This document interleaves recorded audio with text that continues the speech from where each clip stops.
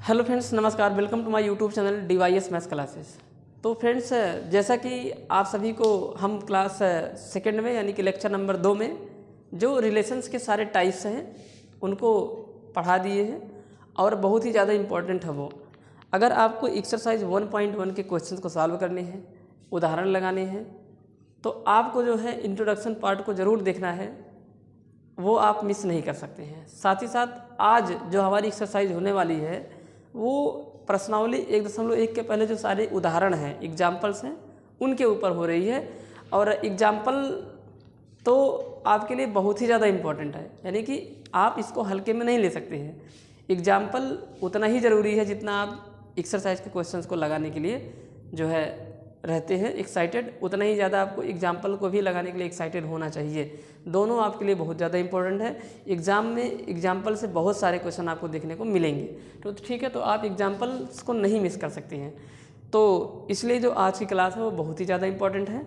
और इसके पहले जो हमारी क्लास हो चुकी है वो इतना ज़्यादा इम्पॉर्टेंट है कि आप अगर उसको नहीं पढ़ेंगे तो आपको आज की क्लास, साथ ही साथ जब एक्सरसाइज के क्वेश्चन को कराएंगे, वो दोनों क्लास आपके समझ में नहीं आएगी। तो आप सबसे पहले आप इंट्रोडक्शन वाली क्लास को देखेंगे, तब जाके कहीं आपको आज की क्लास समझ में आने वाली है, और आगे जो क्लासेज आएंगी वो भी आपको तभी समझ में आएगी। तो चलिए आज के क्लास के लिए जो सबसे पहला उदाहरण है उसकी तरफ बढ़ते हैं और देखते हैं क्या है। ठीक है, तो इसमें कह रहा है कि let A be the set of all students of a boys school. माना कि एक सेट है ए जो किसी बॉयज स्कूल के सभी स्टूडेंट्स का सेट है, यानी कि कोई लड़कों का स्कूल है जिसमें सिर्फ लड़के पढ़ते होंगे, उनका यहाँ पे एक समुच्चय है ए, और उस समुच्चय पर एक संबंध आर इस प्रकार से बनाया गया है, यानी कि इस सेट पर एक रिलेशन आर यहाँ पे बनाया गया है, जिसमें कह रहा है कि A comma B are related to each other when A is the sister of B, where A and B both are belonging in set A. यानी कि ए और बी दो एलिमेंट हैं सेट ए से। अब सेट ए में एलिमेंट स्टूडेंट हैं, वो भी बॉयज़ हैं, यानी कि दो लड़के, दो स्टूडेंट इस सेट ए से रिलेटेड तब होंगे जब जो ए होगा वो बी का क्या होगा, सिस्टर होगा, तभी जाके ए कामा बी जो होगा वो रिलेशन आर में बिलोंग करेगा। तो हमें बताना है कि जो आर है वो एक इम्पटी सेट है। ये रहा इस सेट पर पहला वाला रिलेशन, और दूसरा रिलेशन आर डैश भी इसी सेट ए पर डिफाइन किया गया है, जिसमें यह कहा गया है कि difference between height of A and B are less than 3।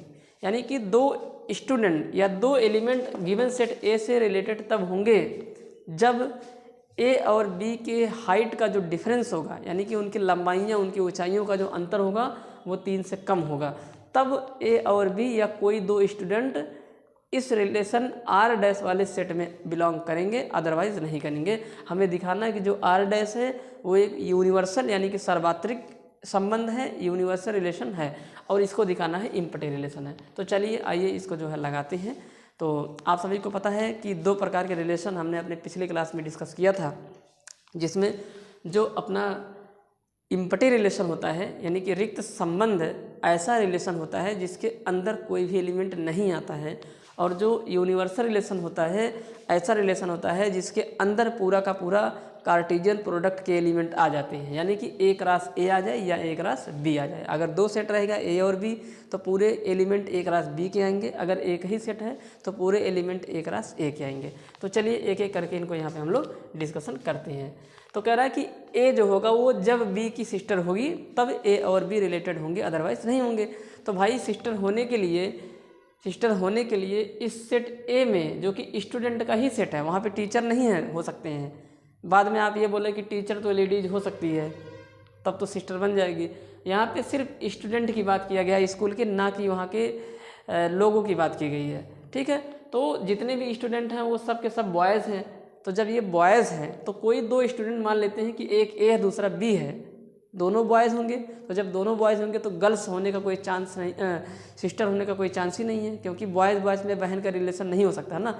बहन का रिलेशन तब होगा जब उसमें एक गर्ल्स होगी, तो ऐसा तो यहाँ पे हो नहीं सकता है क्योंकि वो बॉयज़ का ही सेट बनाया गया है। तो इसी वजह से ए और बी के बीच कोई भी ए और बी यानी कि इस सेट के अंदर कोई भी दो एलिमेंट में पहला ए होगा, दूसरा क्या होगा, बी होगा। तो कोई भी दो स्टूडेंट उठाएंगे, दोनों लड़के ही हैं, इसलिए जो पहला वाला होगा वो दूसरे की बहन कभी नहीं हो सकती है। इसलिए जो सेट होगा आर एक सेट ही होता है, रिलेशन है, रिलेशन एक सेट होता है।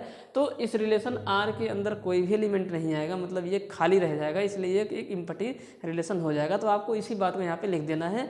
क्या लिखेंगे हिंदी में, तो ऐसे लिख देंगे, लिखेंगे क्योंकि दिए गए समुच्चय ए में कोई भी लड़की नहीं है, इसलिए दो अवयव समुच्चय ए के दो अवयव में कोई भी संबंध नहीं हो सकता है। ठीक है, तो आपको ये बात लिखना है। या इंग्लिश में इसको ऐसे लिख देंगे, इंग्लिश में ही लिखते हैं, यहाँ पे लिख देंगे बिकॉज, क्या लिखेंगे, because set A has no any girl, because set A is the set of boys. ठीक है, तो because set A has no any girl, so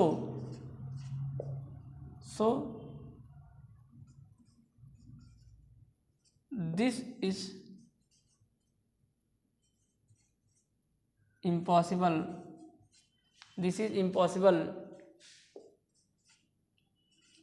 to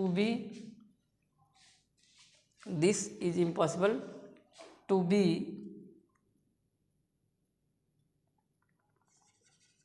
any A is sister of B,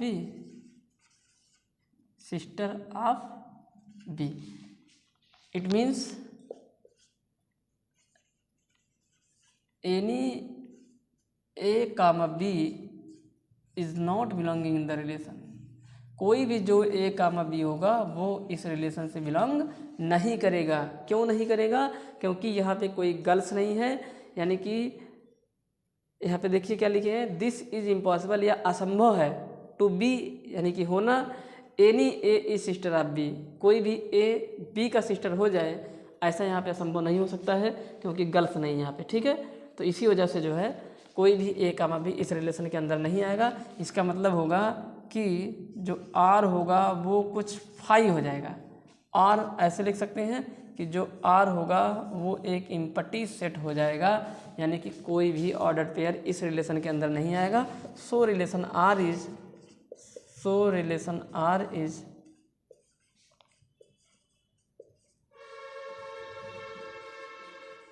empty relation.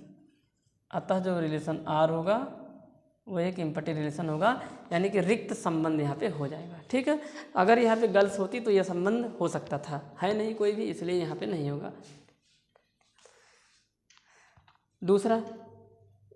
दूसरे में आपको समझा ही दिया था कि ए और बी रिलेशन में तब आएंगे जब ए और बी के बीच जो हाइट का डिफरेंस होगा वो कितना होगा, 3 से कम होगा।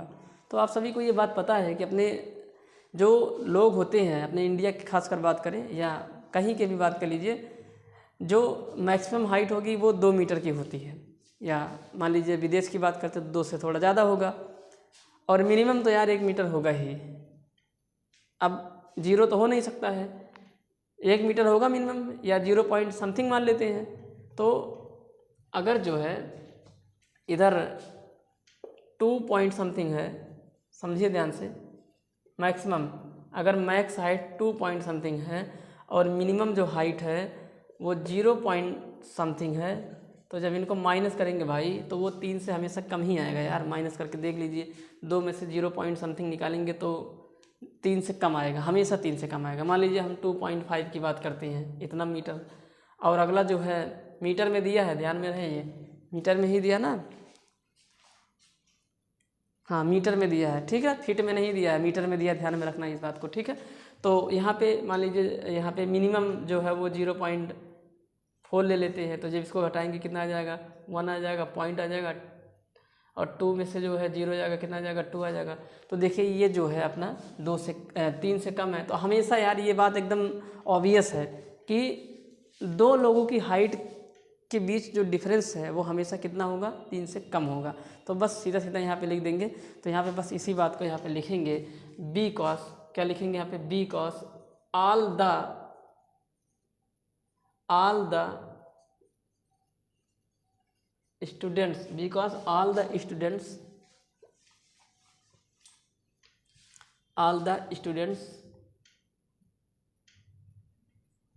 in set A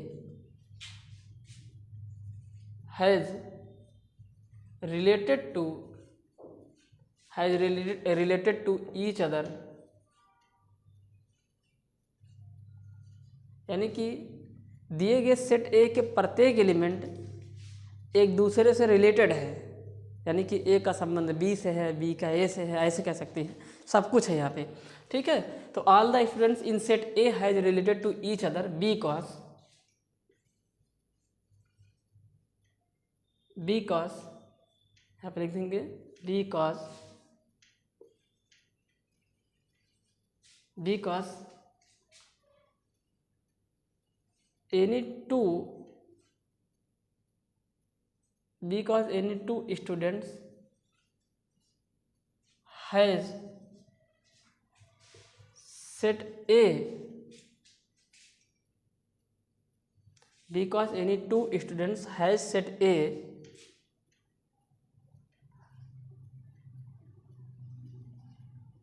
have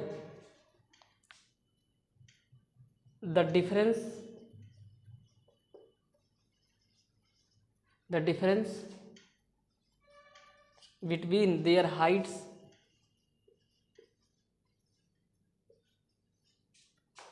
are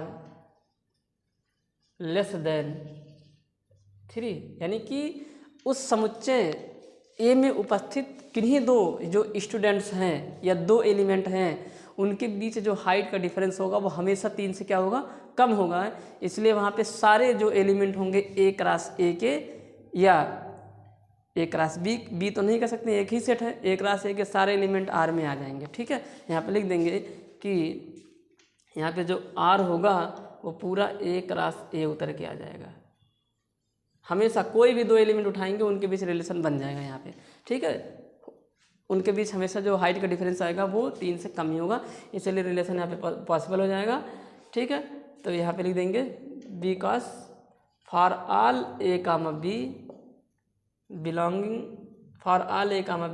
in the relation, सभी जो ए कामा बी है वो इस रिलेशन से बिलोंग कर रहे हैं, यानी कि पूरा का पूरा ए क्रॉस ए आएगा यार, ध्यान में रखना। यहाँ पे बी भी जो होगा वो सेट ए से ही बिलोंग करेगा, हेंस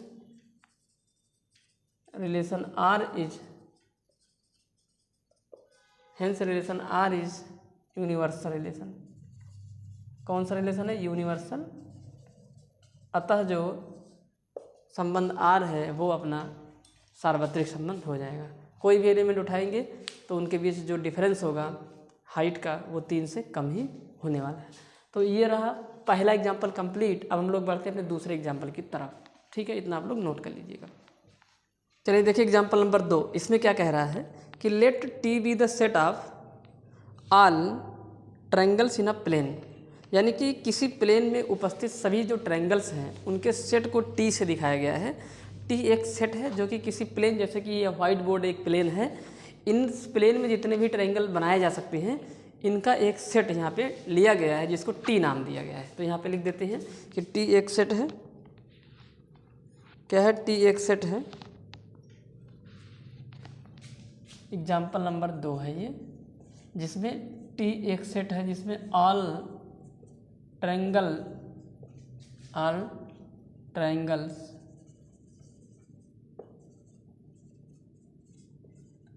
इन अ प्लेन, किसी समतल में स्थित सभी त्रिभुजों का एक समुच्चय है टी।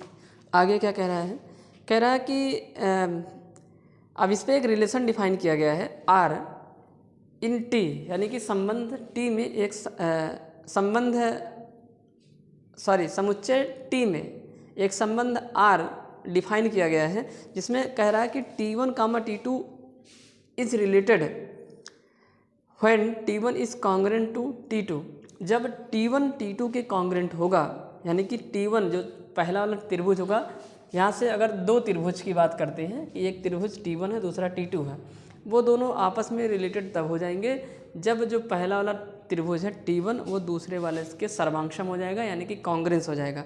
ठीक है, तो कह रहा है कि so that R is an equivalence relation. तो हमें दिखाना है कि जो संबंध R है वो एक तुल्यता संबंध है, यानी कि इक्विवेलेंस है, मतलब रिफ्लेक्सिव, सिमेट्रिक और ट्रांजिटिव तीनों है। तो देखिए इसके ऊपर जो R रिलेशन डिफाइन किया गया है उसमें कहा गया है कि कोई भी दो ट्रायंगल इस गिवन सेट के वो आपस में रिलेटेड तब हो जाएंगे जब जो T1 होगा इस कॉन्ग्रेंस, T1 इस कॉन्ग्रुएंस यानी कि T2। इसी चीज़ को ऐसे लिखते हैं कि T1 जो होगा वो कॉन्ग्रेंस हो जाएगा T2 के, तब जो है अपने दोनों ट्रायंगल इस सेट के कोई भी दो ट्रायंगल आपस में रिलेटेड हो जाएंगे। तो हमें इसको इक्विवेलेंस दिखाना है, रिफ्लेक्सिव, सिमेट्रिक और ट्रांजिटिव तीनों दिखाना है। तो इक्विवेलेंस रिलेशन किसे कहते हैं?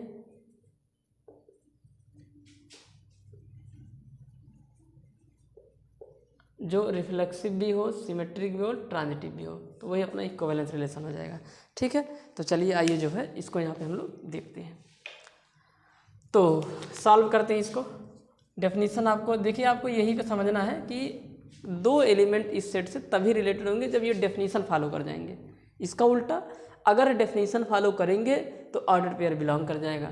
फिर से समझिए, अगर रिलेशन फॉलो करते हैं दो ट्रायंगल कॉन्ग्रुएंट हो जाएंगे तब तो ऑर्डर पेयर बना लेंगे और वो ऑर्डर पेयर रिलेशन के अंदर आएगा। दूसरा, अगर ऑर्डर पेयर रिलेशन से बिलोंग कर रहा है, हमको ये बात पता है, तब ये वाली बात हो जाएगी कि दोनों ट्रायंगल कॉन्ग्रुएंट हो जाएंगे, यानी कि डेफिनेशन फॉलो हो जाएगी। तो चलिए अब रिफ्लेक्सिव दिखाना है, सिमेट्रिक दिखाना है और ट्रांजिटिव दिखाना है, तीनों हो जाएंगे तो वही इक्विवेलेंस रिलेशन हो जाएगा। तो सबसे पहले देखते हैं फॉर रिफ्लेक्सिव। फॉर रिफ्लेक्सिव यानी कि स्वतुल्य, हिंदी में भी लिख देंगे यहाँ पे, स्वतुल्य के लिए या स्वतुल्य संबंध होने के लिए, स्वतुल्य के लिए क्या करेंगे देखिए। तो आपको पता है कि रिफ्लेक्सिव रिलेशन उसे कहते हैं जब गिवन सेट के प्रत्येक एलिमेंट स्वयं से क्या होते हैं, रिलेटेड होते हैं। तो जो रिलेशन होगा, देखिए गिवन सेट के प्रत्येक एलिमेंट होने चाहिए तब जो रिलेशन होगा वो एक रिफ्लेक्सिव रिलेशन होता है, अदरवाइज नहीं होगा। तो आपको यहाँ पे समझना पड़ेगा कि दो ट्रायंगल कॉन्ग्रुएंट होने के लिए क्या होना चाहिए, 5 क्राइटेरिया है, पांचों में से कोई एक फॉलो होगा तो हो जाएगा। दूसरी चीज़ जो कोई भी ट्रायंगल होता है वो स्वयं के साथ कॉन्ग्रुएंट ही होता है। ठीक है, कोई भी ट्रायंगल स्वयं के साथ क्या होगा, कॉन्ग्रुएंट होगा, यानी कि उन पांचों क्राइटेरिया में से कोई एक क्राइटेरिया जरूर फॉलो करता होगा वो।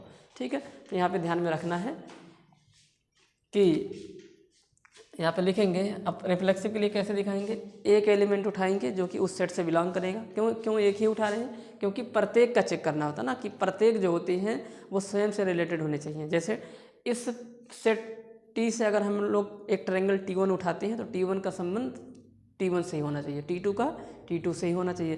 तो यहाँ पे लिखेंगे कि माना कि एक एलिमेंट है T1 या T मान लेते हैं, ट्रायंगल है, एक ट्रायंगल है T जो कि इस सेट T से बिलोंग करता है। फिर लिखेंगे क्योंकि प्रत्येक ट्रायंगल खुद के साथ कॉन्ग्रुएंस होता है इसलिए खुद के साथ रिलेशन में आ जाएगा, और ऐसे जो है सारे ट्रायंगल के साथ होगा, तो इसलिए इस सेट के सारे ट्रायंगल आपस में कॉन्ग्रुएंस होंगे तो सारे ट्रायंगल का स्वयं के साथ क्या होगा, रिलेशन हो जाएगा। इसलिए इस सेट के सारे एलिमेंट का स्वयं के साथ रिलेशन हो रहा है तो ये एक रिफ्लेक्सिव रिलेशन हो जाएगा।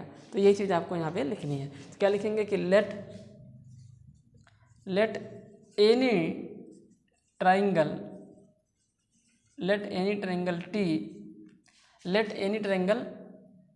टी जो कि बिलोंग कर रहा है सेट ए से, माना कि कोई ट्रायंगल T है जो कि इस सेट से बिलोंग कर रहा है, कोई भी ट्रायंगल है, यानी कि ये T1 T2 T3 कोई भी हो सकता है ये। ठीक है, तो ये सेट ए से बिलोंग कर रहा है। यहाँ पे लिखेंगे because for all triangle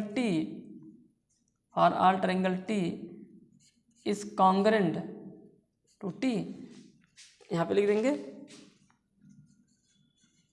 for all triangles are congruent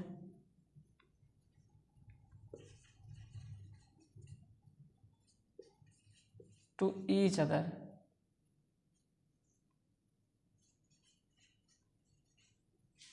each other नहीं, इट्स सेल्फ यहाँ पे लिखना पड़ेगा, टू इट्स सेल्फ, यानी कि प्रत्येक त्रिभुज स्वयं से क्या होते हैं, सर्वांगसम होते हैं। इसी वजह से यहाँ पे जो सारा का सारा यहाँ मतलब ये साइन में लिखा गया है और ये यहाँ पे वर्ड में लिखा गया है, hence for all T comma T belonging in the relation, यानी कि सभी टी कामा टी, सभी टी कामा टी मतलब कोई भी ट्रायंगल खुद के साथ यहाँ पे क्या हो गया, रिलेशन में हो गया। Hence relation R is reflexive relation, तो जो रिलेशन आर होगा वो रिफ्लेक्सिव रिलेशन हो जाएगा। ध्यान रखना आपको यहाँ पे, ठीक है, कि यहाँ पे सारा टी आ गया, सारा टी मतलब इस सेट में उपस्थित प्रत्येक के लिए ये बात यहाँ पे फॉलो हो गई है, इसलिए जो रिलेशन आर होगा वो एक रिफ्लेक्सिव रिलेशन हो जाएगा, यानी कि स्वातुल्य संबंध हो जाएगा। अब हम लोग बात करते हैं सिमेट्रिक रिलेशन की, ठीक है। तो सिमेट्रिक के लिए देखिए क्या करते हैं, दूसरा आर सिमेट्रिक, यानी कि हिंदी में बोलते हैं सममित संबंध के लिए,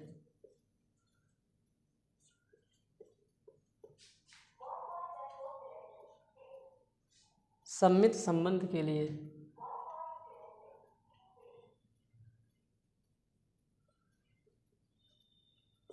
क्या करेंगे, देखिए ध्यान से सुनिए।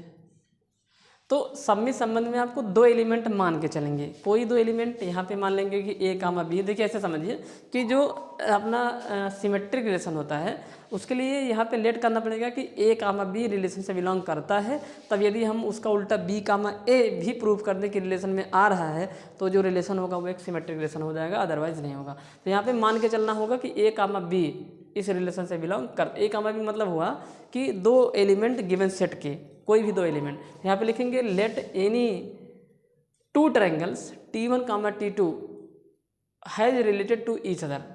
तो अगर वो रिलेटेड होंगे तो अभी स्टार्टिंग बताया था कि दो चीज़ अगर रिलेशन में है तो डेफिनेशन फॉलो कर जाएंगे, तो ठीक यहाँ पे भी। तो आपको यहाँ पे ध्यान में रखना है कि सिमेट्रिक में दो मान के मतलब दो एलिमेंट यहाँ पे कोई ऐसा उठाएंगे जो ऑलरेडी रिलेशन में है। यहाँ पे लिखेंगे let any to triangle,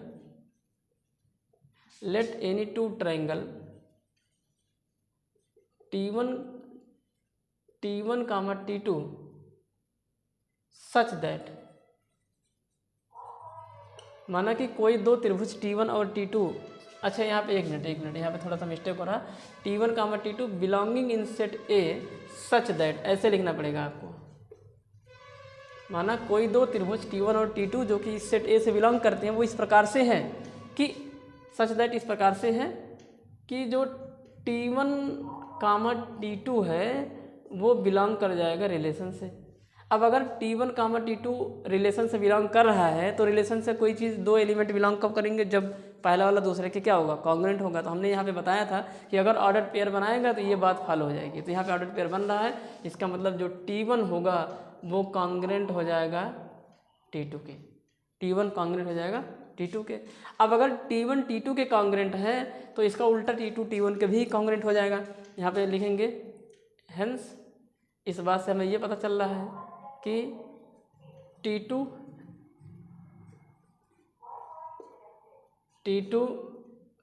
congruent होगा T1 के। अब अगर T2 T1 के कॉन्ग्रुएंट हो जाएगा, इसका मतलब निकल के आ रहा है कि जो T2 होगा वो T1 से रिलेटेड हो जाएगा। तो सिमेट्रिक में आपने क्या पढ़ा है कि अगर AB का संबंध ए का संबंध B से मतलब AB बिलोंग कर रहा है रिलेशन से, तब यदि उसका उल्टा BA भी आ जाए तो देखिए ये A ये B, अब यहाँ पे ये जो B है वो आगे हो गया और ये A बाद में हो गया, मतलब AB भी आ गया BA भी आ गया, इसलिए ये जो रिलेशन हो जाएगा वो अपना क्या हो जाएगा, सिमेट्रिक रिलेशन हो जाएगा। तो हेंस यहाँ पे लिख देंगे हेंस, और यहाँ पे जो है हाँ ठीक है, तो फॉर ऑल नहीं लिखेंगे, यहाँ पे फॉर ऑल लिख देते हैं, सभी T2 फॉर ऑल यहाँ पे लिखना पड़ेगा, ठीक है। तो hence relation R is symmetric relation.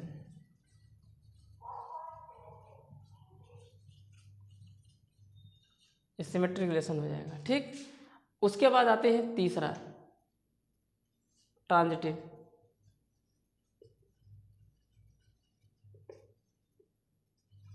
For transitive relation,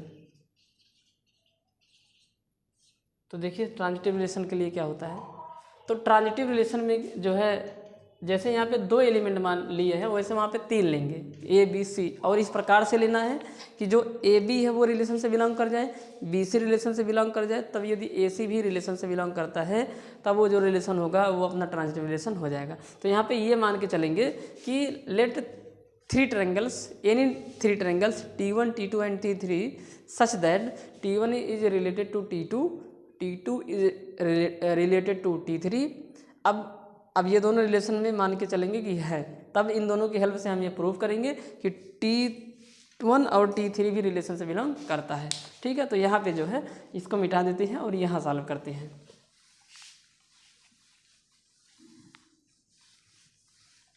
हाँ, तो क्या करेंगे, यहाँ पे लिखेंगे लेट, ट्रांजिटिव वाला यहाँ पे लिया जा रहा है, यहाँ पे लिखेंगे let any 3 triangle T1, T2 and T3 are belonging in the set A such that इस प्रकार से हैं कि T1, T2 belonging in the relation and T2, T3 belonging in the relation।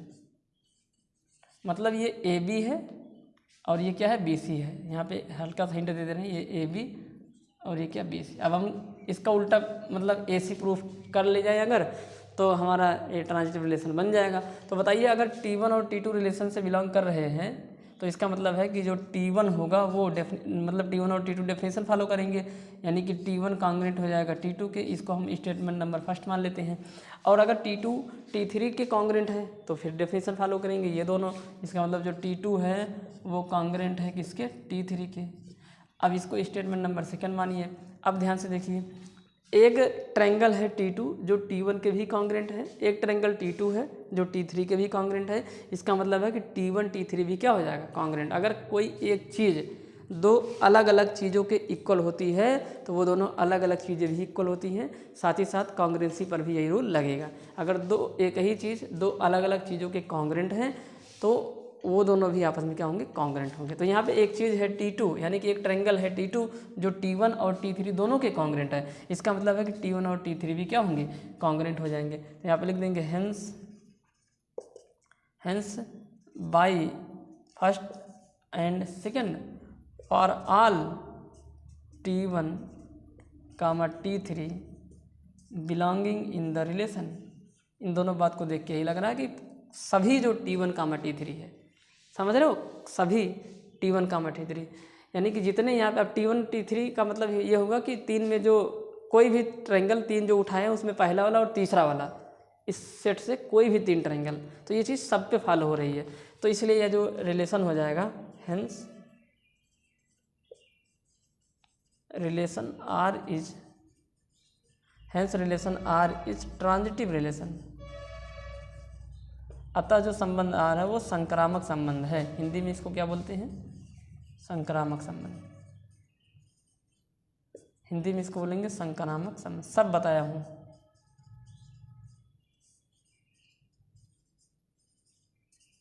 ठीक है, तो अभी हमने देखा कि जो रिलेशन आ रहा है वो रिफ्लेक्सिव, सिमेट्रिक और ट्रांजिटिव तीनों हो गया। इसी वजह से ये एक जो है इक्विवेलेंस रिलेशन हो जाएगा। तो लास्ट में यहाँ पे लिख देंगे hence relation R is reflexive, symmetric and transitive. So this is equivalence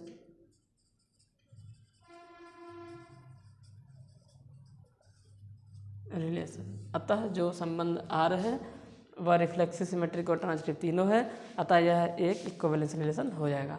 तो इस तरह से जो है हमारा एग्जाम्पल नंबर 2 कंप्लीट हो गया। अब जो है हम दूसरे क्लास में मिलेंगे। आज की क्लास में बस सिर्फ 2 एग्जाम्पल कर पाएंगे क्योंकि छोटा से छोटा वीडियो रहेगा तो आपको देखने में भी सही रहेगा। तो अगली क्लास में मिलते हैं अपने दूसरे एग्जाम्पल के साथ। ठीक है, तो सारे एग्जाम्पल पढ़ेंगे, सारे एक्सरसाइज के क्वेश्चन करेंगे, जो है एक भी क्वेश्चन छोड़ने वाले नहीं हैं। तो आप क्लास को जो है देखिएगा और इंट्रोडक्शन पार्ट आपके लिए ज़्यादा ज़रूरी है। सबसे पहले उसको देखेंगे, फिर आज की क्लास को आप लोग यहाँ पे देखिएगा। तो अब हम लोग मिलते हैं दूसरे क्लास में, जिसमें हम लोग नेक्स्ट एग्जाम्पल को सॉल्व करने वाले हैं। तो आज की क्लास में बस इतना ही, ठीक है।